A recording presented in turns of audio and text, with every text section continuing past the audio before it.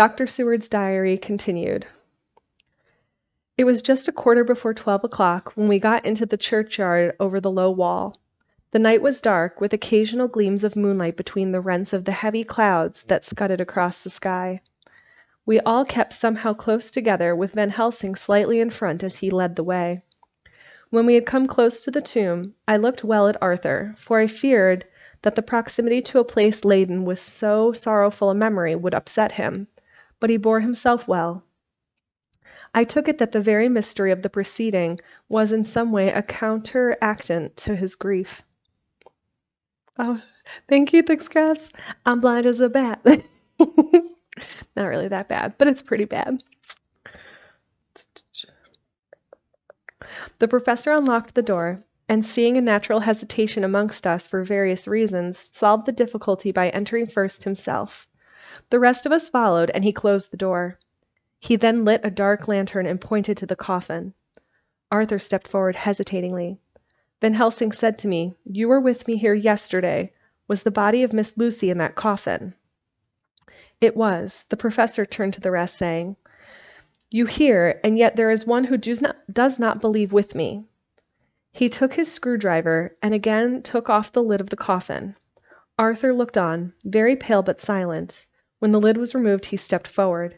He evidently did not know that there was a leaden coffin, or at any rate, had not thought of it. When he saw the rent in the lead, the blood rushed to his face for an instant, but as quickly fell away again, so that he remained of a ghastly whiteness. He was so silent. Van Helsing forced back the leaden flange, and we all looked in and recoiled. The coffin was empty.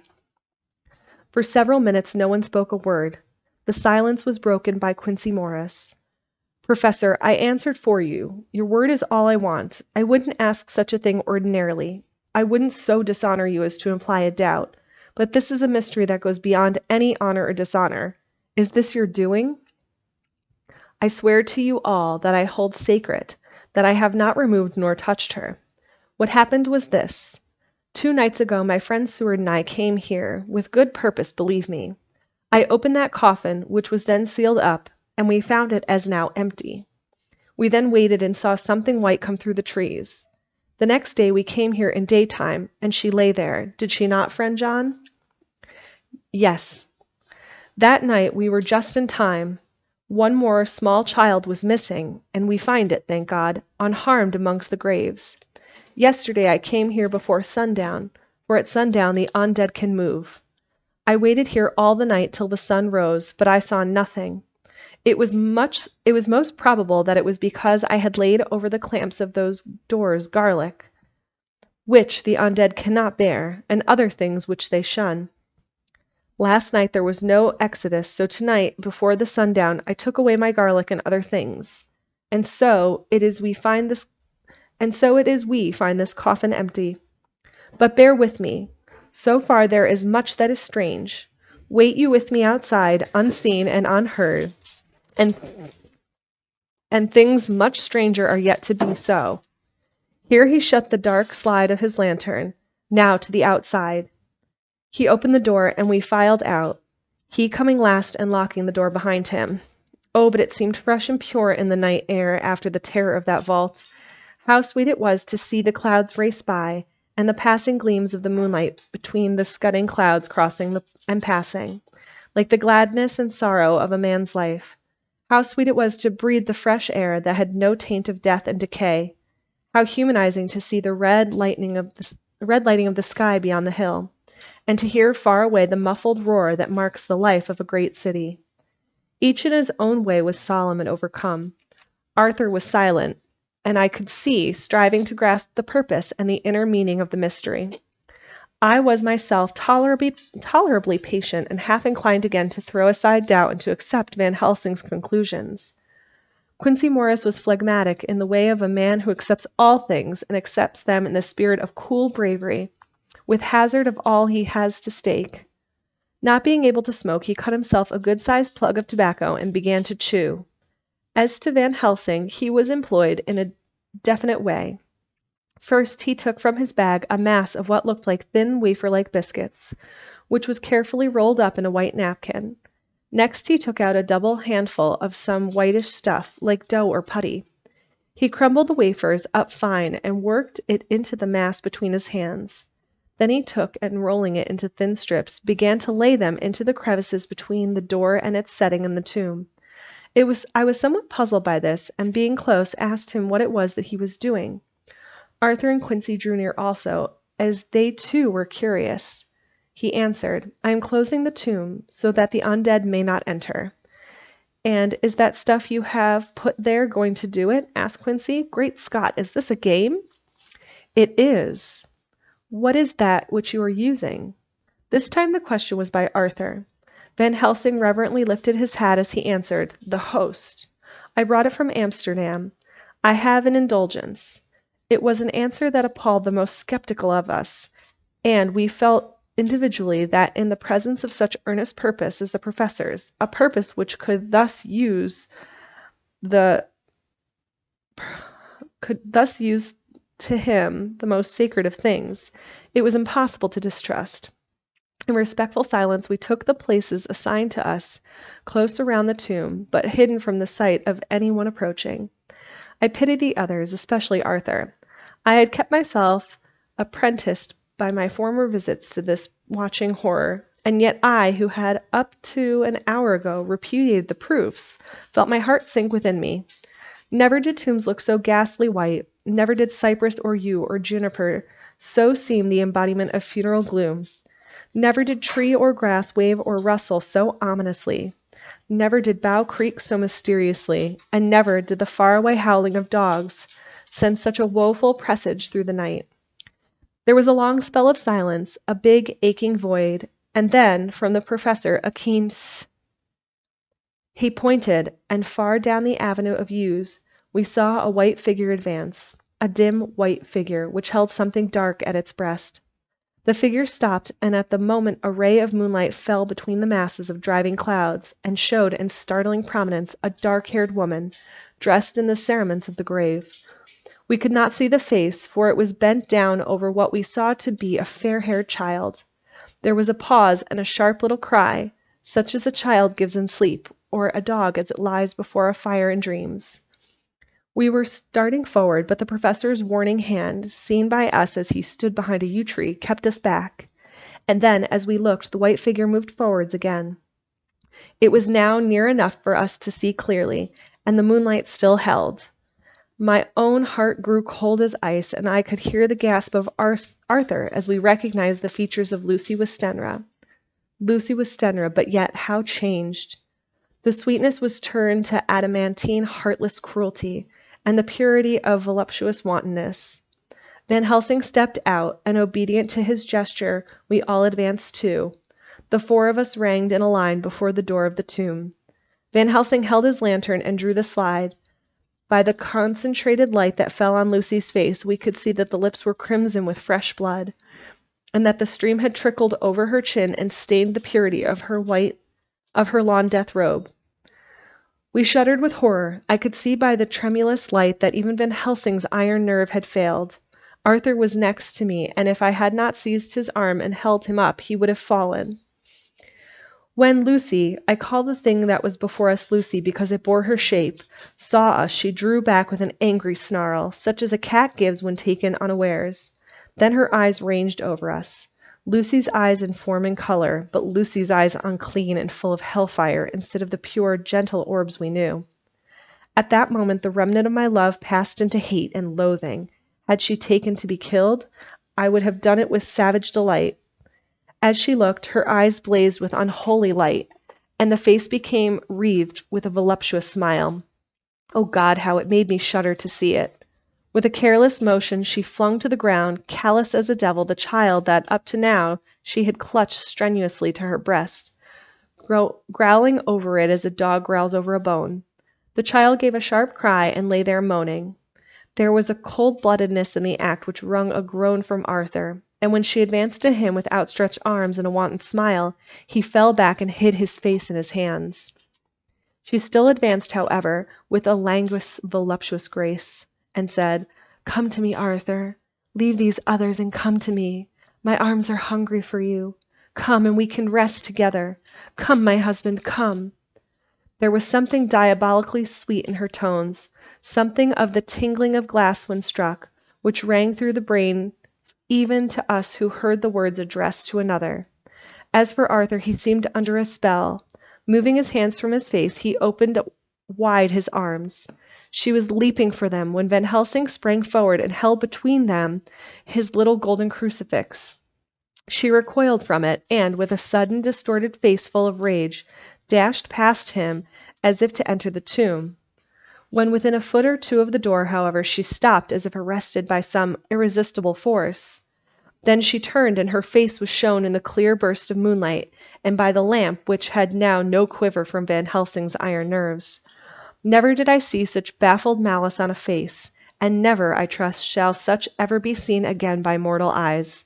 The beautiful color became livid, the eyes seemed to throw out sparks of hellfire, and the brows were wrinkled as though the folds of the flesh were the coils of Medusa's snakes, and the lovely blood-stained mouth grew to an open square, as in the passion masks of the Greek and Japanese. If ever a face meant death, if looks could kill, we saw it at that moment. And so for full half an hour, which seemed an eternity, she remained between the lifted crucifix and the sacred closing of her means of entry. Van Helsing broke the silence by asking Arthur, "Answer me, O my friend, am I to proceed in my work?" Arthur threw himself on his knees and hid his face in his hands as he answered, "Do as you will, friend, do as you will. There can be no horror like this ever any more," and he groaned in spirit. Quincy and I simultaneously moved towards him and took his arms. We could hear the click of the closing lantern as Van Helsing held it down. Coming close to the tomb, he began to remove from the chinks some of the sacred emblems which he had placed there. We all looked on in horrified amazement as we saw, when he stood back, the woman with a corporeal body as real at the moment as our own, pass in through the interstice where scarce a knife blade could have gone. We all felt a glad sense of relief when we saw the professor calmly restoring the strings of putty to the edges of the door. When this was done, he lifted the child and said, "Come now, my friends, we can do no more till tomorrow. There is a funeral at noon, so here we shall all come before long after that. The friends of the dead will all be gone by 2, and when the sexton locks the gate we shall remain. Then there is more to do, but not like this of tonight. As for this little one, he is not much harm, and by tomorrow night he shall be well.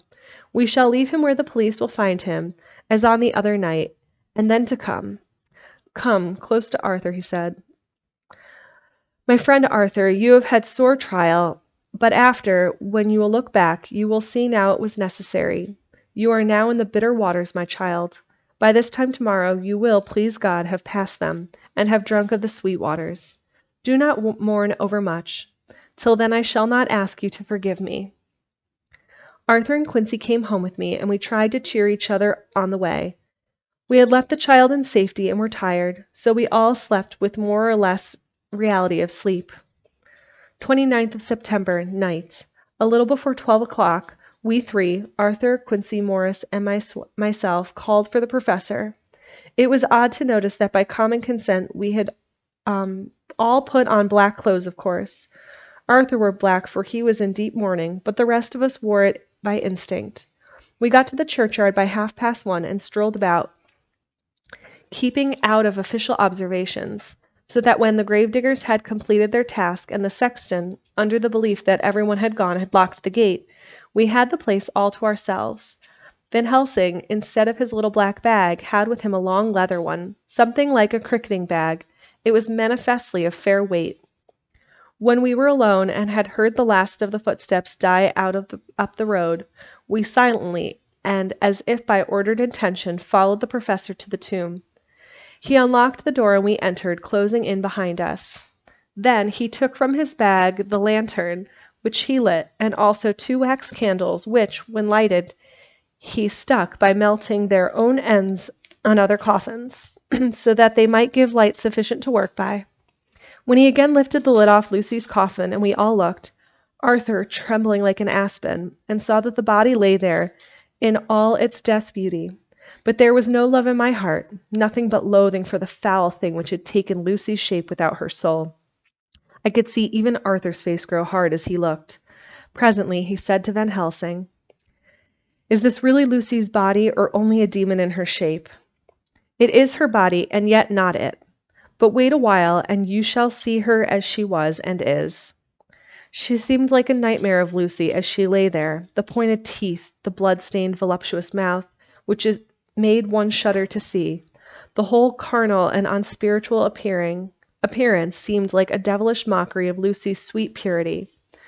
Van Helsing, with his usual methodicalness, began taking the various contents from his bag and placing them ready for use. First he took out a soldering iron and some plumbing solder, and then a small oil lamp which gave out, when lit in a corner of the tomb, gas which burned at fierce heat with a blue flame, then his operating knives, which he placed to hand, and last a round wooden stake, some 2½ or 3 inches thick and about 3 inches long. One end of it was hardened by charring in the fire, and was sharpened to a fine point. With this stake came a heavy hammer, such as a household is used in the coal cellar for breaking the lumps. To me, a doctor's preparations for work of any kind are stimulating and bracing, but the effect of these things on both Arthur and Quincy was to cause them a sort of consternation. They both, however, kept their courage and remained silent and quiet. When all was ready, Van Helsing said, "Before we do anything, let me tell you this. It is out of the lore and experience of the ancients, and of all those who have studied the powers of the undead. When they become such, there comes with the change the curse of immortality. They cannot die, but they must go on age after age, adding new victims and multiplying the evils of the world. For all that die from the preying of the undead become themselves undead, and prey on their kind. And so the circle goes on ever widening, like as the ripples from a stone thrown in the water. Friend Arthur, if you had met that kiss which you know of your poor Lucy, before your poor Lucy died, or again last night when you opened your arms to her, you would in time, when you had died, have become Nosferatu, as they call it in Eastern Europe, and would all time make more of those undeads that have so filled us with horror. The career of this so unhappy dear lady is but just begun. Those children whose blood she drank are not as yet so much the worse, but as she live on, undead more and more, they lose their blood, and by her power over them, they come to her, and so she draws their blood with that so wicked mouth. And if she die in truth, then all cease. The tiny wounds of the throats disappear, and they go back to their plays, unknowing ever of what has been. But of the most blessed of all, when this now undead be made to rest as true dead, then the soul of the poor lady whom we shall love again be free. Instead of working wickedness by night and growing more debased in the assimilation of it by day, she shall take her place with the other angels. So that, my friend, it will be a blessed hand for her that shall strike the blow that sets her free. To this I am willing, but is there none amongst us who has a better right? Will it be no joy to think of hereafter in the silence of the nights when sleep is not? It was my hand that sent her to the stars. It was the hand of him that loved her best, the hand that of all she would herself have chosen, had it been to her to choose. Tell me if there be such a one amongst us." We all looked to Arthur. He saw, too, what we all did, the infinite kindness which suggested that his should be the hand which would restore Lucy to us as a holy and not an unholy memory. He stepped forward and said bravely, though his hand trembled, and his face was as pale as snow, "My true friend, from the bottom of my broken heart I thank you. Tell me what I am to do, and I shall not falter." Van Helsing laid a hand on his shoulder and said, "Brave lad, a moment's courage and it is done. This stake must be driven through her. It will be a fearful ordeal, be not deceived in that, but it will be only a short time, and you will then rejoice more than your pain was great. From this grim tomb you will emerge as though you tread on air. But you must not falter when once you have begun. Only think that we, your true friends, are round you, and that we pray for you all the time." "Go on," said Arthur hoarsely. "Tell me what I am to do."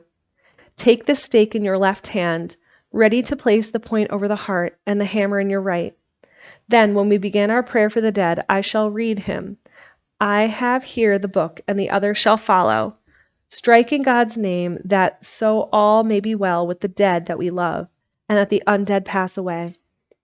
Arthur took the stake and the hammer, and when once his mind was set on action, his hands never trembled, nor even quivered. Van Helsing opened his missal and began to read, and Quincy and I followed as well as we could.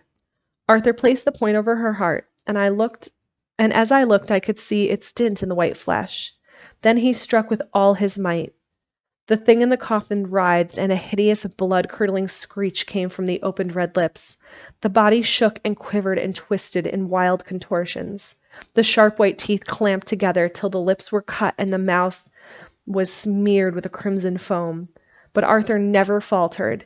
He looked like a figure of Thor as his untrembling arm rose and fell, driving deeper and deeper the mercy-bearing stake, whilst the blood from the pierced heart welled and spurted up around it. His face was set, and high duty seemed to shine through it. The sight of it gave us courage, so that our voices seemed to ring through the little vault.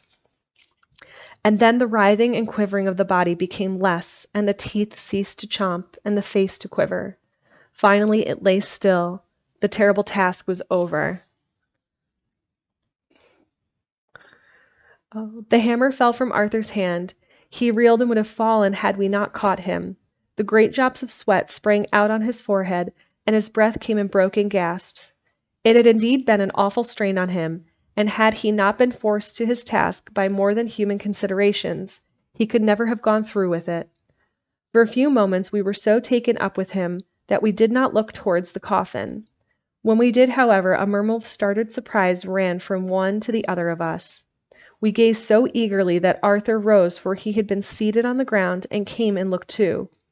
And then a glad, strange light broke over his face, and dispelled altogether the gloom of horror that lay upon it.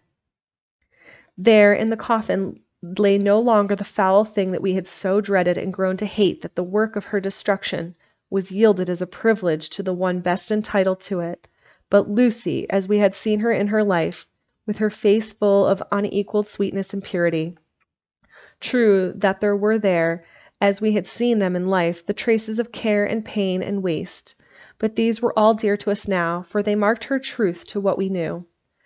One and all we felt that the holy calm that lay like sunshine over the wasted face and form was only an earthly token and symbol of the calm that was to reign forever. Van Helsing came and laid his hand on Arthur's shoulder and said to him, "And now, Arthur, my friend, dear lad, am I not forgiven?"